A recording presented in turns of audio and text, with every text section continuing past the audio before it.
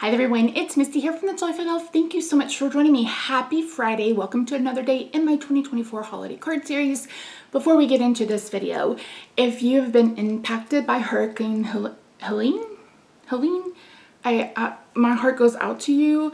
I know that my prayers and wishes won't do anything for you, but I really hope that you can get some kind of normalcy in the next, as soon as possible. Natural disasters are awful. And especially for those of you who weren't prepared, it sounds like there's so much destruction where it wasn't anticipated. So I hope that you and your family are safe. And yeah, so I just want to make sure I addressed that before we got into today's video. But in today's video, I'm calling this a 2-for-1. So I did these a couple of years ago, and it's basically a card with a gift. And we're gonna do that. And I found Black Santas. I'm so excited. One thing about me, if you're new here, is that I stand for equality. I stand for fairness. I stand for human rights. It's the Taurus in me, but it's also just the good person in me, I feel like. So I'm always on the hunt for multicultural things that I can incorporate into my crafting. You'll see me do different skin tones. You'll see me do different holidays. All of those things, we're gonna have a collab starting in January again. So I am always on the hunt. And unfortunately, I'm not always successful, but this time I was. So I feel like I got the last two of these, but I picked these up off of AliExpress. We're using little wooden ornaments, which I thought were tags, but they're ornaments. And I will try to link them down below if I can find them. Again, AliExpress is kind of like eBay or Etsy. So it's not, I don't have issues with the entirety of the website. I have issues with stores that are directly copying other people's work. So yeah, what else did I say? I think that's it. So yeah, I'm creating 4 cards today. They're still very beginner friendly, but I'm incorporating some die cutting and a few other things. So yeah. So if you haven't already, I hope you'll consider subscribing. Today is the last day to comment on September's videos. Every month, I'm going to pick a random video and a random comment to win a prize. And I've decided that I will close it on the 4th of the next month and then draw on the 5th. So you have until 11:59 Central on Friday, October the 4th to leave your comments. And then I will draw a name tomorrow and post that and reply to your comment. So make sure that you pay attention to that. Anything else? No, I think that's it. If you missed it, Stamp Anything's released this month is inspiration from Coco, the movie. I just watched that for the first time 2 weeks ago. So if you are a lover of that movie and you are interested in any of the stamps, be sure to check out Stamp Anything. I think I have links that are below. Okay, I think that's it. Say hi in the comments if you're new. Don't forget to subscribe, and let's head over to Craft Table and I'll walk you through how you can send a gift to someone who may or may not be on your actual Christmas list, but still let them know that you're thinking of them and you want to give them a little trinket. So let's go. Yay, you did it. Good job. Good job, Ricey Kitty. Oh my goodness. Oh my goodness. Oh my goodness. That's not what this video was supposed to be about, but here we go, huh? Yeah. Oh my goodness. Hi. Hi. Did you get a nap? Huh? Did you get a nap? Did you get a nap? Did you get a nap? No, we're not chewing. We're not chewing, ma'am. That's not what we're going to do today. Not it. That's not a choice. Sorry. Mama has got to go get her nails done. Mama, stop it. No. Stop. No. You stop. No.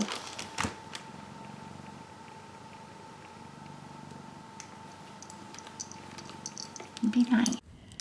So as you saw, Pika Kitty was getting herself in trouble by trying to bite on things. Oh my word. I love this cat, but sometimes she can be a pain in the butt. And she will chew on anything plastic. And if I'm not doing what she wants me to do at the time she wants me to do it, everything is destroyed. I love her, but she's a PETA. You may hear her whine because I'm not letting her in while I'm trying to do this voiceover. So, I mean, she's a good cat. She's 10, I think, 9 or 10, and we've had her since 2016. So we love her, and it's like her personality is now starting to come out, it feels like. And on top of that, she's starting to get where she's a bit more needy, and she wants us to be around her. So here is a look at our black little Santas, and the only thing I don't understand is the brown snowman. It's like, I don't know that I'll use him on anything, but I love the Santa and Mrs. Claus is who we're using today. I love the nutcrackers. I love the elf and the reindeer. I think that'll probably be the next ones we use. And I think I paid less than $2 for all of these. So that's why AliExpress is my go-to unless I want something a little sooner, and then I pay 15 times as much on Amazon. So I am going through the Project User Stuff Echo Park paper because it's got black, it's got red, it's got all of the colors in it. I went back and forth on whether or not I should distress it because both of them are more ivory than white. But I decided to go with a different paper. So this is, I think it's called a Gingerbread Christmas from Echo Park. So I'm pulling in a little bit of both. I am using a sketch from Dawn Griffin, who I think is a Stampin' Up! Demonstrator. But I really like the look at this. And I was like, oh, this will be another great way to use up some paper. And I have like this gingerbread house that, you know, may or may not be able to get used, but using this, it does. So I am following the sketch, cutting all the papers down. And again, I am making 4. One of these is just a little bit smaller, but I just went ahead and went with it. I didn't want to waste any paper, and I didn't have another one, I don't think. But I cut him crooked. So there's that. But I love this sketch so very much. So I will get on Pinterest. I've mentioned this before. And if I don't have an idea that pops in my head as far as like a sketch, I will look for sketches on Pinterest. And a lot of times I love the ones that I find. I actually made another card that you guys will see in the next few days using a really nice sketch that I found on Pinterest. And so don't be afraid to look at Pinterest. Again, you know, it's called copy and share everything, but also credit. So that's why I try to tell you who has done the sketch because they've done all the work. I'm just using it on my card and putting it together. So I am trying to find paper that I want to use on the background. And initially I thought I was going to do black, and I was like, well, no, because I'm going to do a circle on the front in black. So then it was like, okay, do I have a green that's going to match the green in this Echo Park paper? And the answer to that is no, not exactly. This green from my MFT is way too bright. And I couldn't really find a green that I have in my collection. So I pulled out this. I think this is jalapeno popper from MFT. And I thought, okay, that's good enough. So I am cutting the layers down to 4 1/8 by 5. Nope. 4 1/4. Nope. Wait. 4 1/8 by 5 3/8. Misty brain. Yeah. I don't know. I don't remember. Probably. I'm going to say it's either 4 by 5 1/4 or 4 1/8 by 5 3/8. But anyway, so I was trying to decide, am I going to do a green circle? Am I going to do a black circle? So I brought in the papers, and this is what our background is going to look like. And then our cute little Santa and Mrs. Claus are going to go in the front. I thought this paper was genius because I feel like a lot of us associate Mrs. Claus with baking cookies to keep Santa fat. You can't have a skinny Santa. Isn't that what they say in the Rudolph claymation show? So I thought the baking was really sweet with that. And there's gingerbread houses, etc. So this is, I think this is a brown from Stampin' Up. Don't ask me which one. I have no idea. So I always like to score first, and then that way you just have to cut one time. So, and I believe the snowflakes are gingerbread cookies. And I thought this was perfect. There's just a little bit of white on the aprons. Everything else is more of that kind of ivory cream color. And I thought this worked fantastic. I try not to be too fussy about color, but when it's this glaringly obvious, excuse me, it's like I don't want the ornaments to look dingy or the paper to look dingy. It's like, can we get some cohesion here? So I am using liquid glue because I was like, I'm going to have to move things around. Things are going to be crooked. I did not want to fuss around with tape runner, especially the tape runner I have, because it's permanent. Once it's on, it's on. So I went ahead and used liquid glue. And here is what it looks like. I love it. It looks so good. Love it, love it, love it. So when I mass produce, I do each step at a time, kind of like a assembly line. So I cut all my paper first, then I put it all together, then I put it on the card base, and then I put the thing inside, and then I put adhesive all over the circles. So I try to do it in steps. I feel like that's the easiest way to mass produce.